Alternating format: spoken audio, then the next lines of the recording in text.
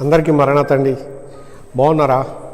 మహాపరిశుద్ధుడికి ప్రభువారు తన పరిశుద్ధమైన కృపతో మనలను నిరంతరము ఫలింపు చేయునుగాక. ఆమేన్. ప్రియమైన స్నేహితులారా, ఈ దినము దేవుని యొక్క వాక్యాన్ని మనం ధ్యానం చేసుకుందాం. ఆదికాండము 27వ అధ్యాయంలో 28వ వచనం మనం చూసినట్లయితే, ఆకాశపు మంచును, భూసారమును, విస్తారమైన ధాన్యమును, ద్రాక్షారసమును దేవుడు నీకు అనుగ్రహించును గాక అని వ్రాయబడి ఉన్నది. ప్రియులారా, ఈ ఆశీర్వాదము ఇస్సాకు గారు యాకోబు గారికి ఇచ్చినట్లుగా లేఖనాలు చెబుతూ ఉన్నాయి. ప్రియమైనటువంటి స్నేహితులారా, ఆశ్చర్యకరుడు దేవుడు, ఆలోచనకర్తయగు దేవుడు తన కృప చేత ఇక్కడ ఈ ఆశీర్వాదాన్ని ఇస్సాకు ద్వారా ప్రసాదించారు. అయితే ఈ ఆశీర్వాదం కొరకు యాకోబు గారు యాషావు యొక్క వేషాన్ని ధరించుకుని తన తండ్రి అయినటువంటి ఇస్సాకును మరి భ్రమపరిచి ఈ ఆశీర్వాదాన్ని పొందడం అనేది జరిగింది. ప్రియులారా, ఇది దైవ నిర్ణయం కనుక ఈ ఆశీర్వాదం అతడు పొందుకున్నాడు. ఇది సామాన్యమైనటువంటి ఆశీర్వాదము కాదు. ప్రియ స్నేహితులారా, యాకోబు ఎక్కడ ఉంటే అక్కడ ఇక అద్భుతకరమైనటువంటి దీవెన అతని యందు ఫలిస్తూ ఉంటుంది.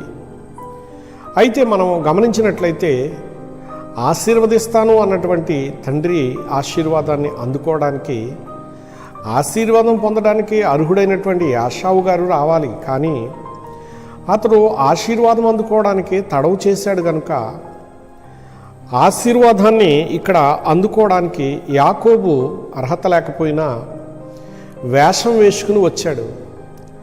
వచ్చి ఈ ఆశీర్వాదాన్ని అందుకున్నాడు.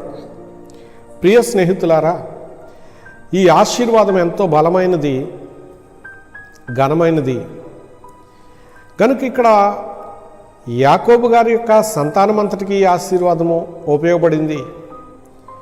దేవుని మహాకృపను బట్టి యాకోబు ఎక్కడ ఉంటే అక్కడే ఈ ఆశీర్వాదం అతని ఎడల ఫలించింది.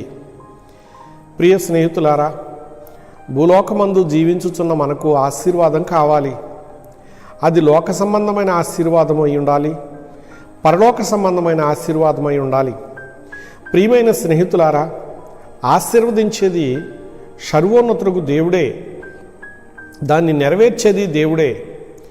నేటి కాలమందు యాజకుల ద్వారా దేవుడు ఆశీర్వాదము అనుగ్రహిస్తూ ఉన్నారు. ఆశీర్వదించడానికి యాజకులను దేవుడు అభిషేకిస్తూ ఉన్నారు. వారు దైవ భక్తాళిని ఆశీర్వదిస్తూ ఉండగా ఈ ఆశీస్సులన్నీ వారు పొందుకుని ఫలించేటటువంటి వారుగా ఉన్నారు. ప్రియమైన స్నేహితులారా, మత్తయి సువార్తలో ఈ ఆశీర్వాదాలు ఉన్నవారిని వెతుకుతూ ఉన్నారు. వారందరినీ మనుష్య కుమారుడుగా వచ్చిన యేసుక్రీస్తు ప్రభువారు తన మహిమగల సింహాసనంలో కూర్చుని తీర్పు తీర్చబోయే సమయంలో దేవదూతలు ఈ ఆశీర్వాదం గల వారిని వెతికినప్పుడు వారందరినీ కూడా సింహాసనానికి కుడివైపునకు చేర్చారు. వీరికి ఏ విధమైనటువంటి నరకశిక్ష లేదు. వీరికి ఆశీర్వాదం ఉంది కనుక నిత్య జీవానికి వీరు వారసులు అయి ఉన్నారు.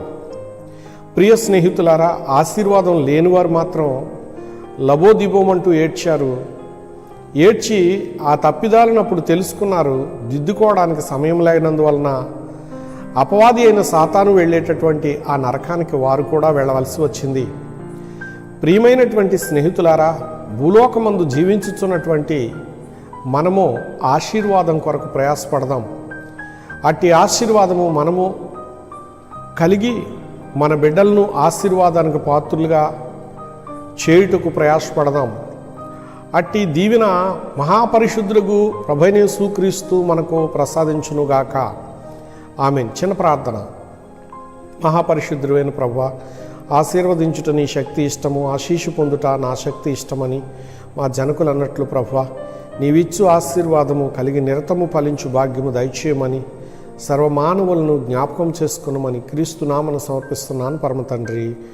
ఆమేన్. అందరికీ మరణాతండి.